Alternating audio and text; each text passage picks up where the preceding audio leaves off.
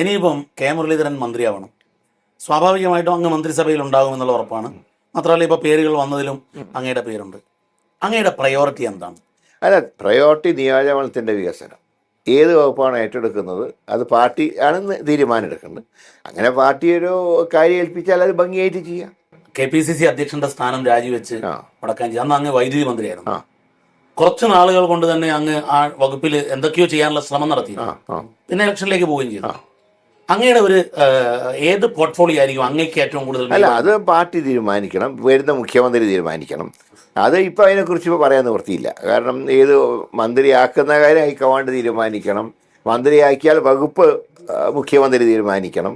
അതനുസരിച്ച് തീരുമാനമെടുക്കും. പക്ഷേ കോൺസ്റ്റിറ്റ്യുവൻസിയുടെ ഡെവലപ്മെൻറ്റിൻ്റെ ഒരു രൂപം ഉണ്ടാക്കിയിട്ടുണ്ട്. പക്ഷേ തനിക്ക് ഈ വകുപ്പാകുമ്പോൾ കൂടുതൽ നന്നായി ചെയ്യാൻ പറ്റും എന്ന് തോന്നുന്ന കുറച്ച് വകുപ്പുകൾ ഉണ്ടാവുമല്ലോ.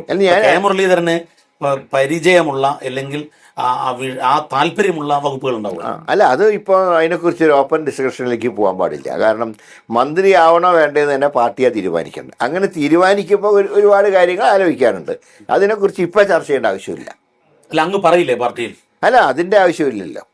അത് പുതിയതായി വരുന്ന മുഖ്യമന്ത്രിയാണ് തീരുമാനിക്കേണ്ടത്. അത് മുഖ്യമന്ത്രിയുടെ ഒരു അധികാരമാണ്.